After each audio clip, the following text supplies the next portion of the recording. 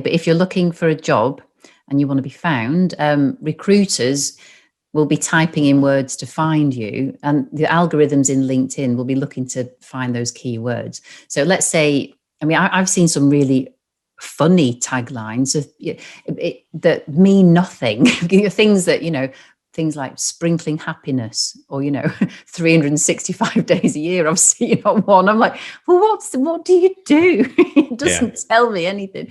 But it did make me laugh. But so if you're looking for work, your tagline has to be 100% specific.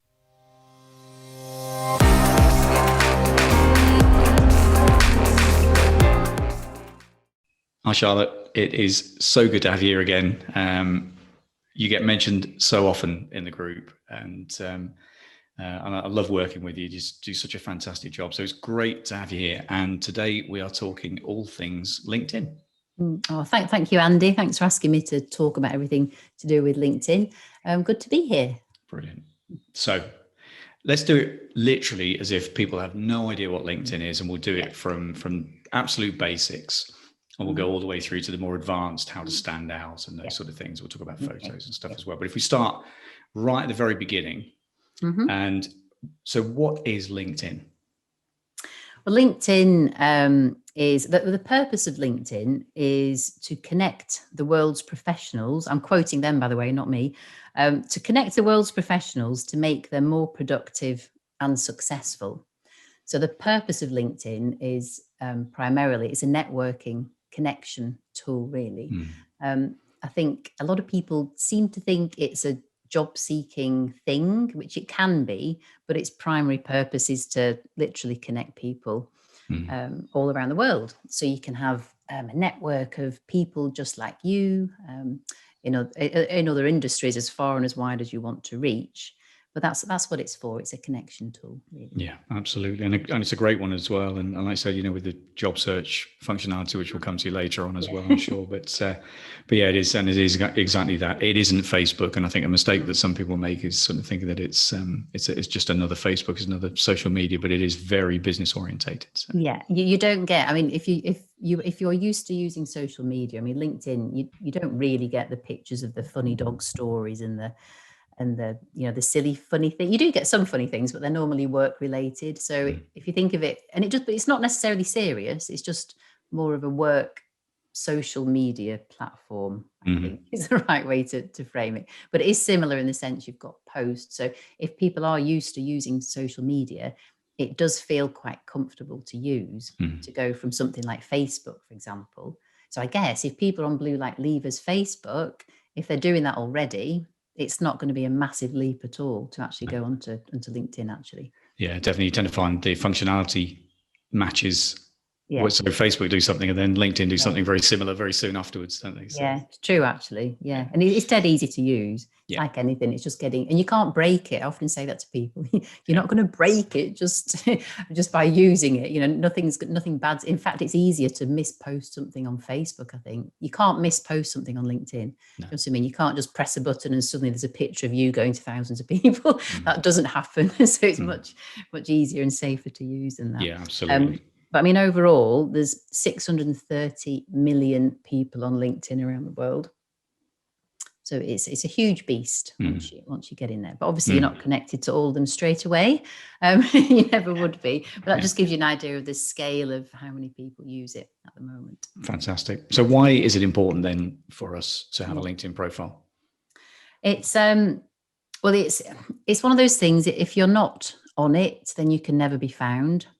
So particularly, if you're looking for work, because in the old days people used to say, I was headhunted for a position, and traditionally recruiters would, they'd literally, trawl and put adverts out for people, but they don't do that anymore in the same way. The only way you can be headhunted now through recruitment agencies is through LinkedIn. So recruiters pay for a different kind of package. It's Recruiter Premium, I think. So they pay more for that, but that enables them to literally put things into their search engine, into their regional area that they're looking for, and find people that have got those skills. So if you are looking for work and you really want to be found, then it's the only way people can really find you. Okay, so it's definitely worth doing it from that point of view. But it's more than that as well. It's realistic now to expect that every interview that you go for, you know, people that are interviewing you are going to check you out on LinkedIn first. So if you're not on there, it kind of, especially now because after lockdown and everything, I think everything is so much more online now anyway. And I think particularly after last year, so if you're not on LinkedIn, it just makes you look slightly out of date a little bit, because other people they'll be interviewing will probably be on LinkedIn. Yeah. And more than anything, it's just because you've already got your CV, it's just a case of, well, what do they look like and what else is on there? And let's just check them out. And who are they connected to? Absolutely. You know, or are they following any weird and wacky groups that, you know, raise some red alarm bells? So that's another reason to be on it as well. But the main, I think the beauty of LinkedIn, and I don't think this is promoted enough really, is let's say the police, for example. So you've had a community of people that you've worked with for, let's say, 28, 30 years. But that community is not just the people around you. It's typically beyond that, isn't it? It's outside the organization, whether it's social workers, healthcare, transport, all these different, you know, local authorities, all these different people that you've connected with and you've built relationships with over years and years and years. Once you leave, you think, how on earth do you stay in touch with them? Because you might want to, it's just nice to have these relationships sometimes. Well, some of you might not want to, but if you do, it depends where your next job takes you. But LinkedIn enables you to, you know, connect and keep that network, you know, and keep those relationships alive. Definitely. And it also helps, it's an easy way to stay in touch with people that you've worked with. You know, you just connect with them on LinkedIn. So every time you communicate on LinkedIn, all those people will see it and can comment on, you know, it just keeps the conversation going really, and it keeps all those relationships going. But also, you know, LinkedIn does have jobs advertised on there as well so some employers, for example, will just advertise a job on LinkedIn and nowhere else. So if you're not on LinkedIn, you're going to miss out on those jobs. So that's really, really helpful as Definitely. well. So, yeah, there's a couple of bits there. I think you know, also I talk an awful lot about leveraging those relationships. So people that you've been in contact with previously, whether it's friends, family, previous co-workers that have moved on to other organizations, maybe they've retired before you, or they've left the job and moved into new roles, you know, start to leverage those relationships and actually let people know that you are soon to be available and actually you're really interested in the type of work and could they meet for a coffee, those sort of things. So COVID allowing, obviously, but I know we're sort of seeing hopefully the back end of that a little bit and things are easing off a little bit, but it is so important, and it does have fantastic job search functionality. It is so good, you know, from keywords to locations to miles to, you know, and again, you can use your connections as you build your profile. You can use those connections, and you can actually drill down into second and third connections. Well, and people who know people who know people, and it, you know, just grows from there. So it is a fantastic tool for that. Yeah. From a basics perspective, if we talk about, and this is something that you are so good at, my first LinkedIn profile was basically a bit of a Mickey Mouse picture, no background, cover photo. And it was pretty much a cut and paste of my own CV. And I literally, and I don't think I'm alone in this. I think there'll be a lot of people who do exactly the same thing. So let's start at the basics. So we look at almost from top to bottom, what makes a good LinkedIn profile? And then we'll talk about an all-star profile as well. Okay. So shall we start literally as though you look at the profile as an outsider looking in? Okay. So, LinkedIn, you've got loads of fun stuff you can do on LinkedIn. So if you start right at the top, you've got your photograph, but even before your photograph, you've got a background behind your head. And I have loads of fun, like trying out. So you can basically stick any photograph behind there or any image that you've got. So, for example, I've got, let's say one customer I was working with, for example, he was a real, you know, he was high up in sales, but his photograph was a shark. And it actually turned out it was him swimming with sharks, but it just looked like to me, it was too aggressive. I was like, oh my goodness, I found that really off-putting. I thought he's going to eat me. And he said, no, Charlotte, that's me actually diving in wherever it was. And that's real. I said, okay, it makes more sense. But put a picture behind you that kind of complements who you are, whether it's your interest or whether it's work that you're going to go for. So some people, for example, let's say if they're really adventurous, or I've had, customers, I work within the police that have, they've run marathons, or they've climbed mountains, that kind of thing, or they've loved skiing. So I think one lady recently so she mentioned she'd been skiing. So I found an image for her of like the Alps, and we just make it stand out. So use the image behind you that you've got, make it stand out, because at the moment on LinkedIn, most people don't use that image space behind their head. So they all look the same. So try and use that if you can. And then next is your photo. So you really need a headshot on LinkedIn. I think the figures are, you're 14 times more likely to be found by recruiters with a photo, basically, because it engages people. They want to see what you look like. Years ago on CVs, people said don't ever put a photo, and photos aren't used. But actually, as we've got more global, generally photos are everywhere, and it makes sense, doesn't it? People want to see, if they're trying to engage with you, they want to see your face. So with that in mind, your picture needs to be a picture really of what you look like when you meet people. So don't think police mugshot, none of these criminal photos where you're not smiling. It needs to be, just imagine that you've kind of walked into a room and you're meeting your potential employer. You've got a big smile on your face. You've got to look approachable.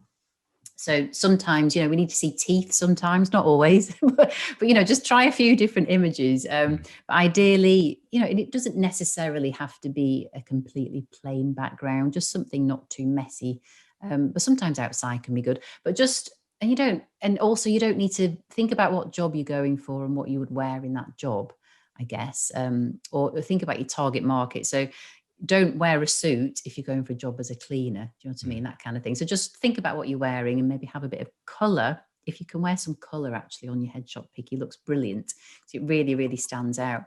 I did a LinkedIn yesterday for a lady. She had a bright sort of rusty red top on, and she had a bit of a hat on, but it looked amazing. And it just, a whole profile just, look really. So don't wear black or grey, I suppose is what I'm saying. Avoid black, grey, dark colours. Try and get some real colour in there if you can on your headshot picky. Okay. Brilliant. And if you're not sure, just ask some people that know you and say, look, does this look like me? And maybe get some pictures of you even laughing, and then just see what that looks like up there. Okay. Because people have to like you. So if you look more approachable, that really helps with your headshot. Yeah, definitely. Absolutely. Yes, I would. Sorry, go on. No, you go. Sorry, beg your pardon. I was going to say, well, once you've got your picky sorted or your pictures, the next thing underneath that is your headline. So you've got That's your exactly name. what I was coming to. Exactly that. I'm trying to imagine this off the top of my head, what LinkedIn looks like. Yeah, I was going to say exactly that. What about taglines? Because there is a little bit of, there's some conversations around this, and you see some that are very job related. I don't mean police job related. I mean, as in, this is what I do. And then you see others that are really creative. So what's the right thing to do? And should people de-police it a little bit if they're looking for their new roles? It's really important to get your tagline right to meet your target market. So if you're not looking for work, it really doesn't matter what your tagline is.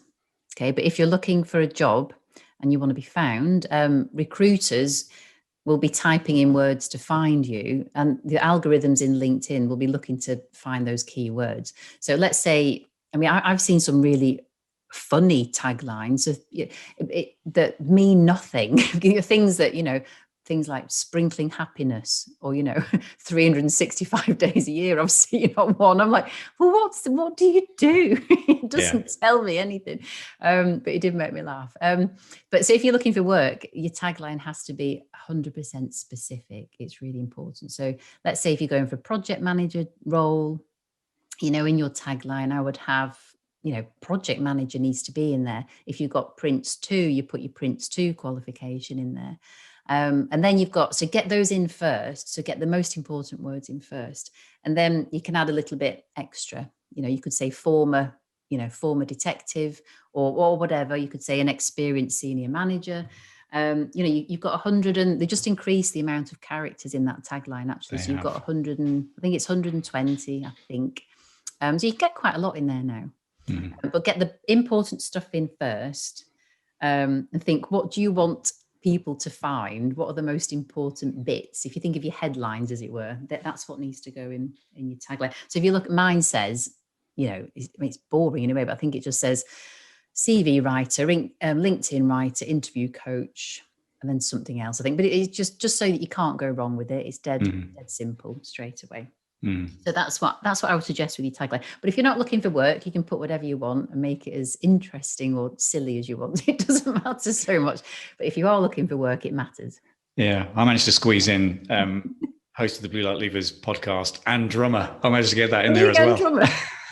I think I'll stick that in there. There's space. I'm going to stick that in there. I'll tell everyone. So this is what happens when they give us more room. Yeah, exactly. But there was actually some thought behind it. Again, it's just differentiating a little bit. It's just being a little bit different. It starts off with what I do work-wise, around sort of Microsoft and those sort of things, and then it moves on into, like you say, the Prince 2, the postgrad dip, and those sort of things, and then it goes into the more fun stuff a little bit later on. So there was some thought behind it, and again, it's just a way just to stand out and differentiate a little bit.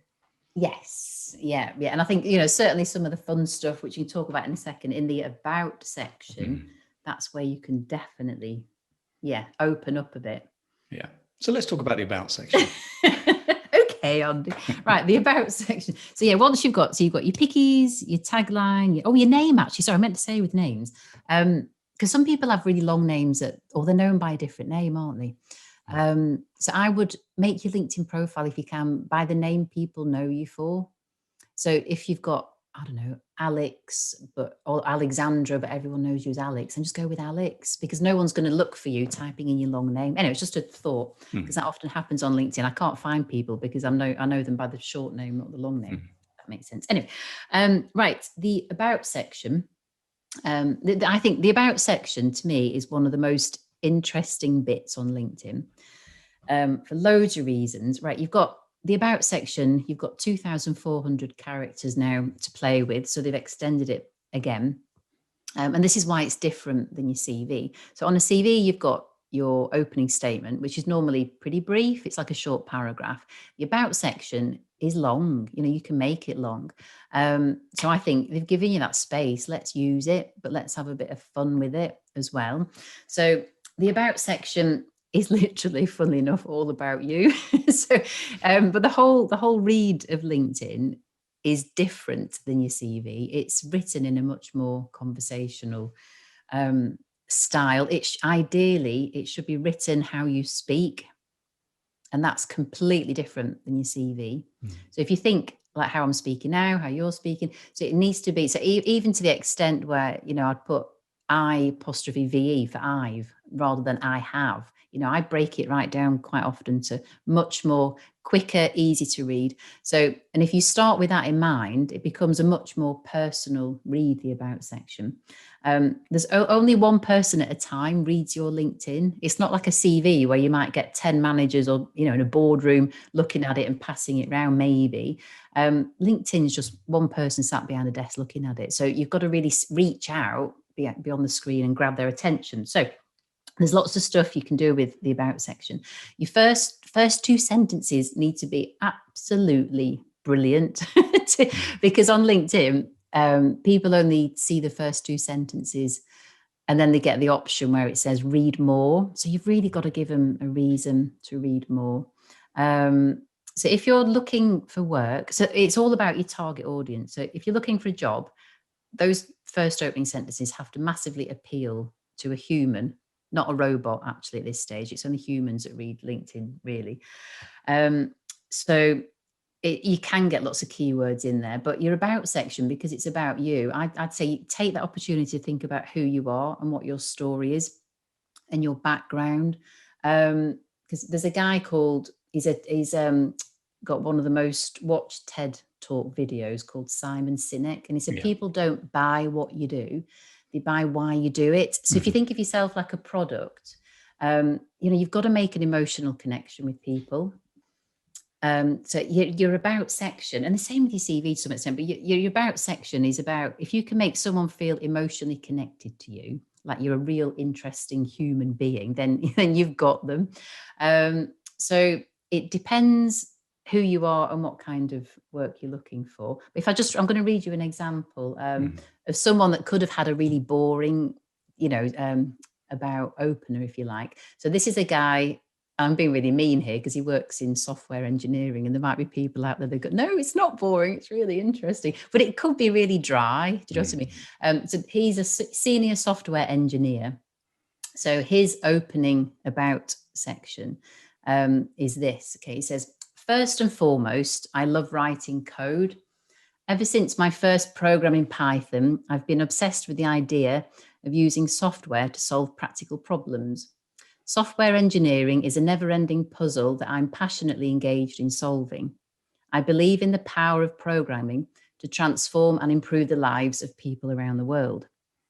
So that's his, and that just tells you so much about him, because you think, you can imagine him at work, he's passionate, he's giving you a snapshot into why he does what he does. It stretches right back from his childhood, and in there you've got his future aspirations. So that's far more interesting than saying, I'm an experienced software engineer. Do you know what I mean? Definitely. So really think about, all that detail can come later, but it's, it's hooked you in. Yeah, definitely. Yeah. And you can see, you can feel that, as you're reading it, you can, he loves what he does.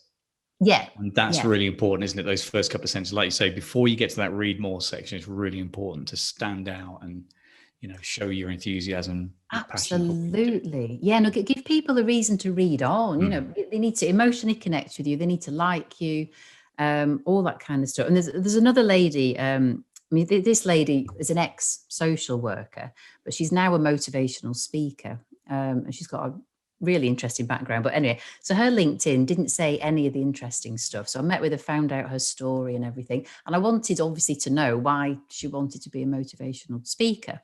So I could get that across. Anyway, so this is what I wrote for her. And her engagement just went through the roof. But again, this is her unique story. So hers, I'll just read you the first couple of sentences. So hers is, I arrived in the UK on Christmas Day 2004 with 2 surviving children, a broken heart and an address in my pocket. I understand firsthand that life is 10% what happens to you and 90% how you react to it. Since then, I've worked my way up from the bottom up to provide for my family, taken risks and lost, found love and friendships in new places, experienced discrimination in many forms in the workplace, and I've got used to the British weather. So that's her first opening. That's incredible. Paragraph. Wow. And it goes on underneath. So powerful. But it's her. So it's kind of, so what I'm saying, I think, is in your about section, so really, really take your time on it and think about who, what's your story? Why do you do what you do? Whether it's project management or accounting or policing or whatever it is, or if it is policing, what made you do the bits of it that you ended up doing at the end, the bits, whether it was safeguarding or the bits that you've ended up specializing in. What are those bits that those pivotal points in your life that led you to where you are now? And if you read my LinkedIn, my LinkedIn's, I think your about section needs to be completely you and your personal brand, as it were. So if you read mine wouldn't match anyone else's on the planet. But because I'm quite open, I tell people quite honestly, this is me, this is where I'm from, this is what I do. So on my LinkedIn, it's very much it just says, here I am. And it doesn't start off with CV writer, interview coach. It's kind of it, because people want to know why I do what I do. So it's the same with everyone out there. So give them a reason to read on. So okay, your first 2 sentences, really, really, really important. Okay. And I would love to read some, if people are not sure and they've put something together in there, if they ever want to share those with me. So lovely. Think about your about section, they can then go on, and then you can start to say more about, this is what I've done, this is where I've worked, these are the skills that I've developed. But include stuff like your interest in there as well, because people have to, as I said before, connect with you emotionally, and the more they know about you, the better.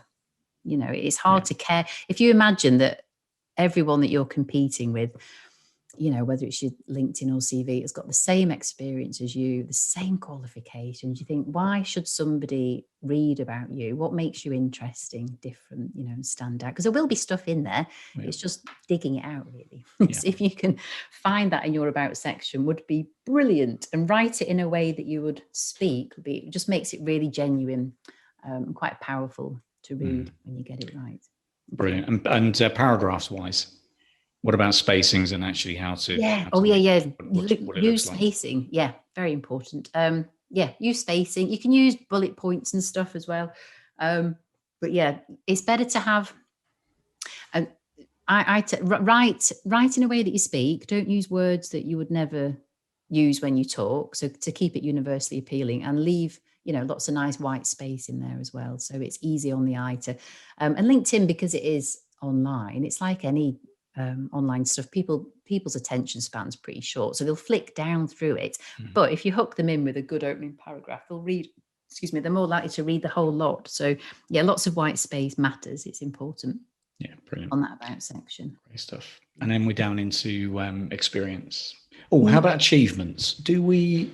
Where would you put achievements in terms of, and now when we talk about achievements, you and I rattle on about this all the time, and we have done since episode 1, the importance of what you've delivered. And we've said it before, this isn't about necessarily stuff that you've maybe got a commendation for, or stuff where you've had formal recognition. It's the stuff in your heart, the stuff that where you've gone the extra mile and you've actually delivered something, or had an outcome that was unexpected, but it's as a result of what you've done. It's those sort of things, isn't it? Where would they come within your LinkedIn profile? I think with LinkedIn, I tend to put most of them into each career bit as they happen. But I might, in the about section, I might sometimes mention, I tend to put awards actually in the about section. So if you've won any commendations, I don't want people to miss them. So I put them in the about section. And other ones where there might be a bit more, because I think just because they tend to fit typically, the way that you read through the career section, they fit nicely within each career bit, if you like. So I would possibly mention 1 or 2 in the about section, but otherwise I would keep it in each career section with content. Depolicing your about section and jobs, not so much. Obviously, as you go through your experience, that's not quite so much, because obviously that's part of it. But again, we'll talk about achievements within that. But some of the questions that we get quite regularly are based around, should I depolice my LinkedIn profile and my CV? From my view, and I'm happy for you to disagree, but for my view, it's it depends on the role that you're going for. It really does. And I think, if you're an investigator, you've got years of experience and you're going for a similar sort of investigative role, then absolutely, that's the sort of stuff that you need. Yeah, you do. Yeah. If you are going for something that is, if you're looking for work in an area that is completely new or completely different to what you've been doing, and your CV is all about the police, then it can sort of give the impression that you could do nothing else than be a work within emergency services. So, but again, you've done a lot more of these than I have, so I'll be guided by you. I think, you're right. It all depends on who your target market is. But I think, having worked with so many blue light leavers, I think a lot of you seem to go for both. So there's quite a lot of open-mindedness out there. So people typically say, well, I could go for an investigative role, but actually I might go for something completely different. So you have to appeal to both, which makes it a bit tricky, because your CV you can change every time. Your LinkedIn you can't, because you can change it easily when you need to, but it's obviously up there and it's a static thing, isn't it? So I would generally I would put things like, let's say if you're an inspector, I might put experienced senior manager, but then obviously put both, do you know what I mean? To cover both. So because when you read something, you find what you're looking for, don't you? I would usually avoid lots of acronyms or the things that, but then some of them are really relevant. You've got to, I think, just take out the ones that aren't. Things like SEO, SIO is a typical one. Everyone in the police knows what that is, and I know what it is, but only because I've worked with you guys. But things like that, they need spelling out in their full form. And I worked with someone recently, I think he put D, or they did abbreviated sergeant. So but it made no sense to anyone else outside police looking at it. So I think write it in full form. I think even just doing that makes it appealing to both police, if that's relevant, but also anyone outside the police. Yeah, I would do to get rid of as much jargon and abbreviations as you can, and write things in their full form. Really, apart from mapper and stuff like that, it's just, some of them are a bit long, aren't they? I suppose, but most of them, I'd say, write in there. Like there's Reaper, isn't there? And there's a few other ones that are commonly seen. Pace and all that. But then people, I think those abbreviations are typically known by people looking for those abbreviations, aren't they? So but typically try and avoid as many as you can, and just the ones that make sense to write them out long form, I'd write them long form. I think particularly job titles. So what comes next? Right, so your career section, right? This is obviously very important. Now, this is the temptation with your career section, is to copy and paste it from your CV. Is that right? I would never do that. Well, this is what most people do. Yes. I mean, you can do, and it's better to do that than not have anything up there. But if you just think the person reading your LinkedIn, let's say if it's an employer, they're going to be looking at your CV and your LinkedIn. So you don't want it to be a complete, copy and paste. It kind of loses the point a little bit. And also on LinkedIn, in the career section, you've got a bit more room as well. You can add more. So your CV might be 2 or 3 pages, but LinkedIn, you can add a lot more content under each job. So that's the big opportunity it gives you, really. I'm not saying you have to, but it's just, if there's something particularly you want to say about a role, it could be 10 years ago, that you might think, well, I've not squeezed it in on my CV. You do have the capacity to do that on LinkedIn, because under every single role, there's the option of read more. So, they can, and if anyone is really, really interested in you, they can find out an awful lot more detail. So I'd say try and avoid copying and pasting it, and because you want it to read like you top to bottom. So if your about section is all personal, it's engaging, it's made them want to read, you don't want them to arrive at your career section and go, ooh, that's really dull. It kind of has to be written in the same tone. So all, first person voice, and again in that conversational style as much as you can. So it is a different type of writing form than it is ideally, if you want to get it right, than your CV. So so with the career section, you ideally, my advice is just present your information in the way that is the easiest for the reader to make sense of it. She says, so just think about the jobs you've got, the dates that go with stuff. It has to obviously match your CV. You don't want there to be any confusion.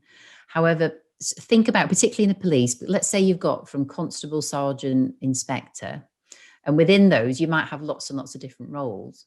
But depending on how long you've been in positions, you have got the option, for example, of just having one career section just about, let's say, your sergeant posts, and another section about your inspector post. It depends. So you've got to really look at, how much information you've got, and do you need a separate section for each? Sometimes yes, but not always.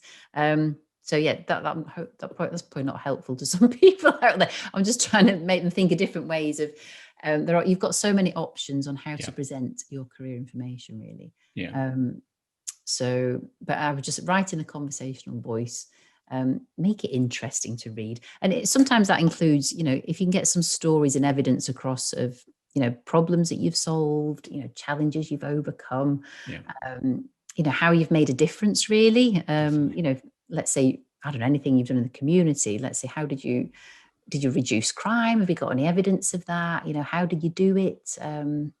All those kind of things. Just to really, you want to bring each bit to life, really, and make it an interesting read for the person. Okay. Yeah, without a doubt. And again, you've nailed this right from the start as well. It's very much about having your target market in mind, isn't it? It's as you're putting this down, it's all well and good to be really proud of everything you've done and put, reams and reams of stuff about every particular role and rank that you've been in. But if you're not going for something that is actually really linked, or it's not going to interest who's looking through it, it can almost look a bit braggy. So I think it's a real fine line between, making sure you get everything across that you've been talking about, and get the right information across. But how far back should people go? Because, unfortunately, there is, and we'll talk about gaps as well, Charlotte. So remind me to come back to gaps as well.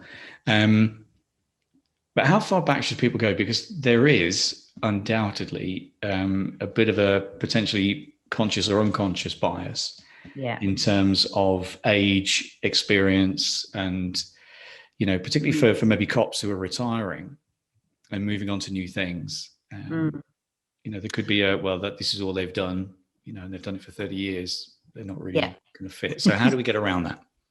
How do you get around? I think this is why I said as well, have your headshot in as well. So in your headshot, you want to look energetic, ready to go. And I had a recent chat with a lovely lady, I just did a LinkedIn for, what should we use? Ex-police officer or former or retired. Never use the word retired is what I would say. Just so, because people outside police will assume that you're 65 plus and you're not. Well, it doesn't matter if you are, but if you're not, you don't want to think, people think you are just in case. So with a gap, I would just think with LinkedIn, because it's not like a CV in that sense. So a CV, if you send it off to an employer, for example, if you've got a massive gap, you'll get screened out potentially. But LinkedIn doesn't work like that. You're not going to be discriminated against because you've got a gap. So you don't need to explain it, or I certainly don't, in the same way that I would. On a CV, I do tend to explain gaps, but LinkedIn don't. So don't stress about that. And I don't think it's typically a blue light lever thing that I deal with. We're not talking massive gaps with you guys. It's not 14-year kind of gap. It's a month here and there. So I really wouldn't worry too much about that. The only thing it might be worth pointing out is a lot of people I've worked with at Blue Light Levers do an awful lot of good stuff outside and interesting stuff outside their policing role. So I've met so many in the police that have been on the board of governors. They've run Brownie Scout Clubs. They've run park run events. They just seem to get involved in so much. Obviously not all of them, but it just seems to be a common theme. This getting involved in the community in some way. So if you've got voluntary experience, you can really think about where to show that on your LinkedIn, because there is a section on LinkedIn that says voluntary. Okay, so you can put it in there, however, which is fine, but just bear in mind that, oh, sorry, it's my Siri going off. But if you put your voluntary experience under the voluntary section, if the employer downloads your LinkedIn profile as a PDF, it misses it off. So sometimes that's a really important stuff you need included.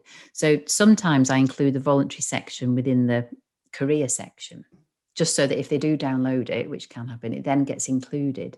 And so, just bear that in mind. But I would say with all the police LinkedIn profiles I've done, I've gone right back to the beginning of their career with the police, so typically sort of 25 to 28 years, I think, ish. But I haven't necessarily put a lot of detail, but I've just shown that continuous timeline. And I think more than anything, because I don't know, if I feel like you've earned it, because you've put that amount of time and effort in, and because we've shown variation in each roles, and it's quite nice, no one's just done 28 years in the same job as they started. That just doesn't happen, does it? There's always movement and different jobs and things. So as long as you can break it down into different roles, so it looks like you've had continuity and progression, I really would go back to the beginning with the police, actually. And include as much voluntary stuff as you can, but just decide where you want it. Because some people do voluntary work, let's say, I don't know, in community events or something, but actually they then want to leave the police and then go into a role doing that then becomes relevant, and that needs to go in the employment career section. Yeah, great stuff. What comes next? What comes next? After that, you've got your education. You've got education, licenses, courses, all that stuff. So in your education, you need to put, it's important to do this because you need your education and where you went to school to get an all-star profile. So whack those in. With the police, there's often so many courses that you've done. So try and narrow it down to the ones that you think are going to be most relevant. So anything connected to leadership, communication, problem solving, risk management, anything like that, that's got a course title, I would add under courses. Just be aware that courses, they arrange them alphabetically. So sometimes I get really annoyed because one of the courses I might want an employer to read. So I did it today on someone's profile. I put A in front of it. So I knew that it would then appear at the front. That's just something to bear in mind when you write the courses down, because you might have sweated, really doing a course recently. And you think, oh, it's disappeared. It's ranked down to number 12. So just put A in front of it sneakily and it'll jump to the top. Love that. Yeah. So that's just, and any licenses, we mentioned Prince 2. A lot of you seem to have done Prince 2 recently. That would come under licenses and certifications. And also actually it's worth, sometimes putting those after your name. If you've got an MBA, for example, anything big like that, you really want people to see that quite early on, because that helps you stand out. So definitely make the education section as full as you can. And then we get down to another interesting bit after that, which is testimonials. Yeah. So what LinkedIn can do that no other site like this offers, really. Once you're on LinkedIn and you've got your profile established, people that you are connected to, so people that you've already asked, hi, let's connect, and they've agreed. You can then ask them for a testimonial, and through LinkedIn.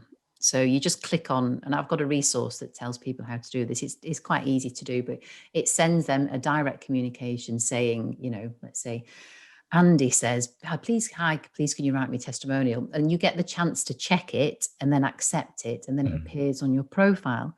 And this is so, so helpful, because it just means that if you assume again that employers will check you out on LinkedIn before they meet you and interview you, if you've got a handful of testimonials on there from people you've worked with, it's absolutely brilliant. It's so, so good. And those testimonials can be really long. They don't have to be 2 lines. I've seen some really, really lengthy, gorgeous, brilliant ones on there from people. But it's like having someone else in the room with you. It's almost like you've been introduced by all your friends to the employer before they've even met you. And it's a really, really, really good thing to do on LinkedIn. Psychologically as well, there's studies that prove that if someone else talks about you, you are far more likely, or whoever is let me word this another way. So if I'm being interviewed and someone has said something good about me, you're far more likely to believe what someone else says about me than what I say about me. Yeah. It's human nature, and there's studies that prove it. So, they're really, really important testimonials. Really, definitely, and that's why it's worth asking. Because I customers I work with, who we have meetings with, I often say, what do people say about you? Or if you don't know, go and ask them. And doing your LinkedIn's a good time to do that. Just go and ask your friends. What am I known for? What when you think of me at work, what am I good at? Or think of the jobs that people give you that they don't give to other people. Why is that? So with your testimonials, I would say, and the same with your connections, when you reach out and connect with people, and to connect to people, you just search, and then you find their names. So think of all the people that think of people you like. There's no point connecting to people you don't like. If you've had a bad relationship with someone at work, now's the time to drop them. You don't need to connect with them. So think of the people that you've liked, first of all, that you work with. Reach out to them, connect with them. Think about, people that you've managed, maybe people that you might have mentored, coached, people that you've supported along the way, that you've really helped. That, because to have a testimonial from someone like that would be absolutely fantastic on your LinkedIn. So don't think of it as in just it has to be people above you. It's not at all. That's in many ways it's just people around you, people who you've helped along the way. And then think about all those connections and relationships outside the organization. So the external services and connections that you've made. And then once you've got those in place, then other people that they know will start to that'll come up as an option for you to say, would you also like to connect with? And then, so you can say yes or no. But my general rule of thumb is, if you were to go to a meeting and they were there, would you go and say hello to them? Would you have a chat? And if they answer, just check out their profile first to make sure they're not, they are the kind of person that you want to be associated with. And if they are, then just go yes, and then slowly but surely your whole network of people starts to increase and get bigger. And actually, one thing I meant to say as well, this just now we've jumped onto, talking about connections, but if you're changing career, what it's really, really useful for is it enables you. So LinkedIn, I think, keeps you rooted to your past, as in it keeps all those relationships alive. And all those people that you knew already are the most likely people to help you move into your new job, because when they get a job, they're more likely to share it with you. So that keeps you rooted to your past, but it also helps you reach forward to the future. So let's say if you want to change career, and there's certain organizations that you're really interested in, then use LinkedIn to search for those organizations and find those people, head of HR for whatever it is, ASOS or whatever. And then it says, oh, there's all these other people or whatever the company is or organization or sector. Start building connections, before you make that leap. And that's what it's absolutely, because everyone does it. So don't worry about doing that. It's a very normal thing to do that. Yeah, absolutely. It really is. And you can personalize your invite as well, can't you? So yes, you can. There's a little box. So if you go into, it's by next to someone's name, then you can click the ellipses and it comes up with a personalized invite.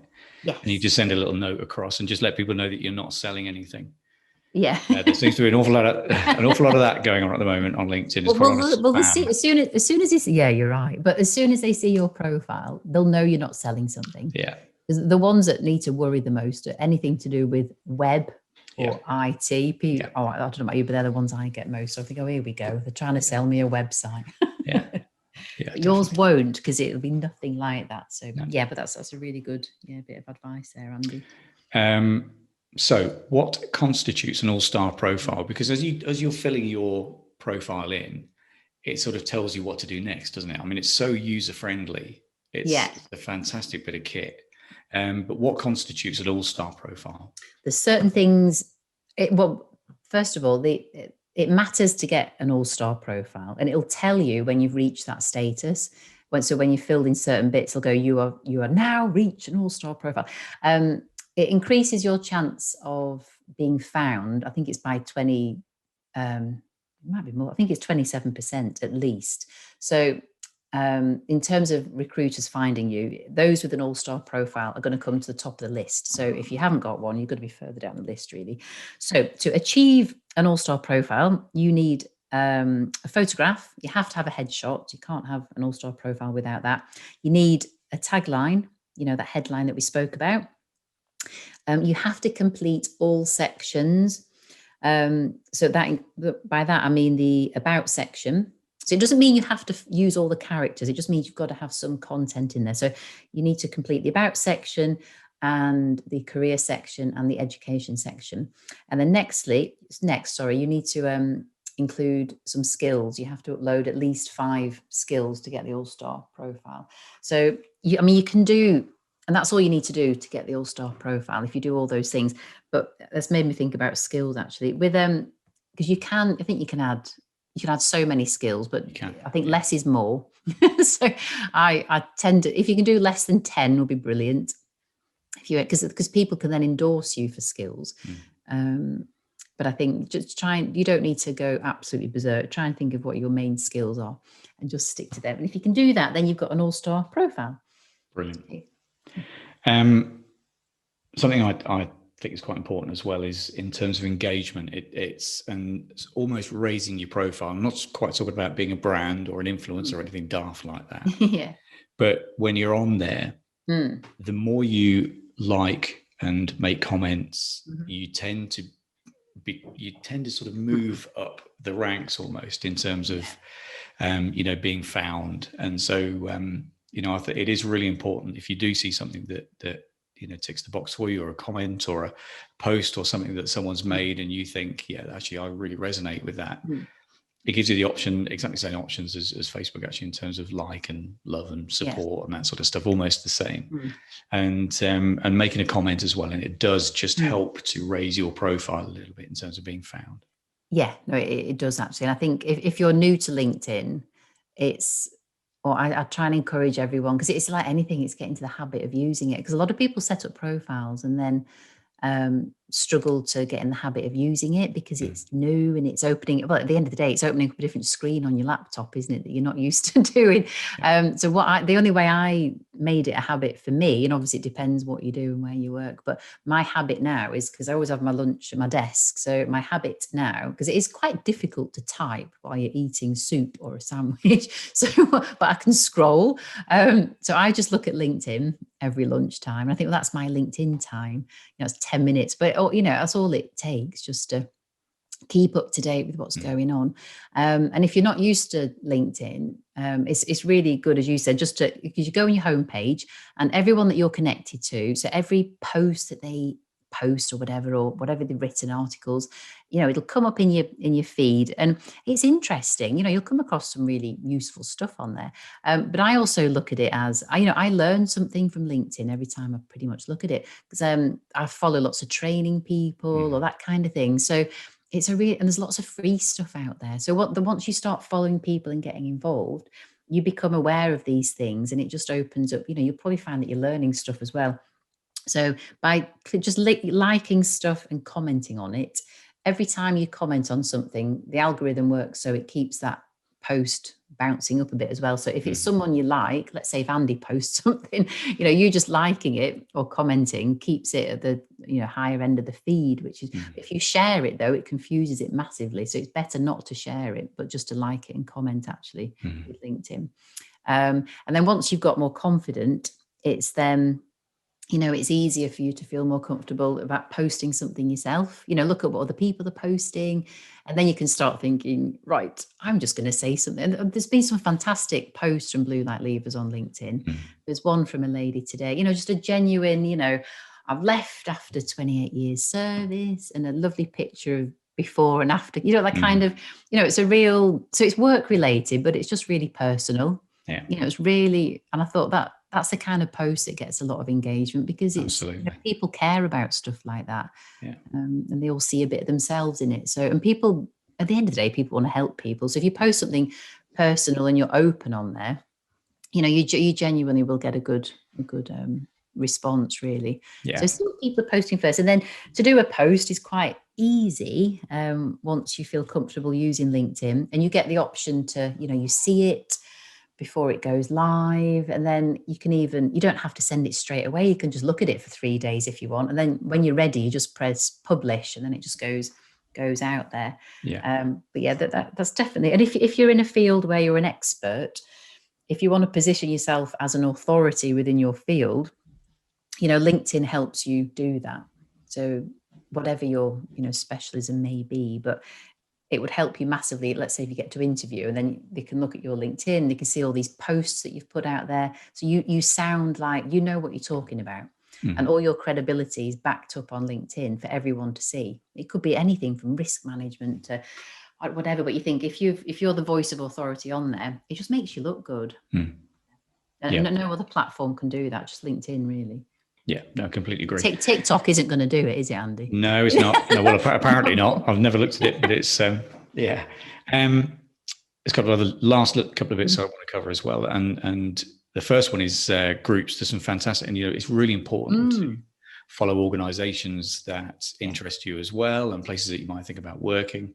Consider what's within commutable distance from you. Some of these bigger organisations might be, and you can follow those on LinkedIn as well. And also you can join some groups. There's some really good groups that are quite active. I'm in police groups, I'm in project management, change management groups, and those sort of things. So you get, exactly as you say, you get some really interesting information through your feed as well, and the possibility of courses and all these sort of things as well. So a couple of last little bits then. If people are open to work, now, just underneath the so you've got the top section, and then you can show people whether you're open to recruiters, and you can show that as public, Hmm. or you can, if you only want to show it to recruiters and you don't want everyone to know, Yeah. then you can do it recruiters only. Should we talk about that for a second? Yeah, it's I mean that facility there. So when you've set up your LinkedIn pro, don't worry for anyone listening to this who's thinking, oh my God, there's an awful lot to remember here. Don't panic, because when you set it up, it makes it easy for you to see where these buttons are, and so don't worry, it is quite straightforward. So it does give you the option to say, are you looking for work? Do you want to put your career notifications on, I think is what it says. So if you tick on, then it gives you the option to say public, as you said, or recruiters only. And that's just was for two reasons. It's because you might be looking for work, but you don't want recruiters to find you. So it gives you that option to turn it off. But obviously, if you're in a job at the moment, you don't want your boss knowing that you're looking for work. So that's the main reason that it's there for. But most people at Blue Light Leavers, I think, they're quite open. Everyone knows they're leaving, so there's not so much to worry about on that front. And recently they've got the facility where when you tick open to work, it then puts that little. It puts something around your headshot photo. Green banner thing, isn't it? Yes. Yeah, which is good. If you are open to work, then it makes it just really quickly obvious that you are. And that happened, I think, in the pandemic. They just wanted to do something to help people stand out a little bit more that were looking for work. So there is, just make sure you take it off when you get a job. Yeah, definitely. Yeah, I think we've just about covered everything we could possibly cover on LinkedIn. Is there anything I've just thought of something else? Oh, go on. What have we missed? Right, something else. Your URL. So LinkedIn gives you a really annoying. What does yours say? Oh, it's awful. Is it? Numbers or something. So it gives you. Yeah, it's, like when passwords, you get generated an automatic password. Well, LinkedIn does that, so you can change it. So just go under whatever it is, settings or something, and it says change your URL. So change it to what you are. So you could put Andy Labram. What are you, Andy? It is now. I think it's Andy Labram now. But it was previously. It was like a load of numbers and. Yeah, but you could put, project manager or whatever you are. So mine says Charlotte Eve CV writer, I think. So you just just make it so then it means that so then you could put it on your CV. You can put your LinkedIn URL on there, but you don't want to put it on there if it's got 50 million letters after your name. It looks a mess. So change that as well. I think that's the only thing I thought of. Yeah, really good. Yeah, brilliant. I think we've covered a lot. So the main thing is, it's if you've never used LinkedIn before, or if you want to become stellar at it, we've covered everything from literally opening it up. But it's so easy to use. It's really intuitive. Setting up your profile is really, really easy. It's worth spending time on. I was very lucky. I asked you to do mine. It's a brilliant job. So, it's well worth investing time. And if you are not inclined to do it yourself, then obviously people can reach out to you. What's the best way to get hold of you? Probably, I was going to say, a lot of stuff that we've talked about is on my website under resources. I was going to come on to that. Yeah, fantastic. Yeah, so there are some handy things, that you can go in there and download. It's a lot of what I've mentioned. There's a couple of handouts in there. So if you just go to ckfutures.co.uk under resources, and you'll find loads of stuff on there. Yeah, and equally, just contact me through the website. Just send me a contact. Brilliant. And that'll come straight through to me. Yeah, great stuff. Fantastic. And obviously say that you heard it through Blue Light Leavers. Yeah, oh yes, please. Yeah. I think everyone seems to. It's the first thing people tend to tell me. Yeah, that's amazing. Brilliant. Charlotte, thanks so much for your time and obviously sharing your knowledge and expertise as well. It's fantastic. Really, really helpful. And that'll help an awful lot of people, I promise. So you're very welcome. Absolute pleasure. Yeah, thanks so much for your time. See you again soon. Thank you. A massive thanks to Charlotte for her time. I really hope you found that useful, and I really hope you enjoyed the conversation in terms of everything from absolute beginner through to seasoned pro on how to use LinkedIn. If you'd like any more information, you can go to Charlotte's website, which is ckfutures.co.uk, and go to the resources section. You can find some information there with regards to CV writing and LinkedIn profiles, obviously. And you can also find a free 2021 smack bang up to date LinkedIn guide purely for police officers and emergency services professionals on the Blue Light Levers website, which is bluelightlevers.com. Thanks ever so much for listening. I really do appreciate it. Don't forget to share this episode with at least one of your friends. Let them know that this is out there. And look forward to speaking with you again soon. Take care. Bye-bye for now.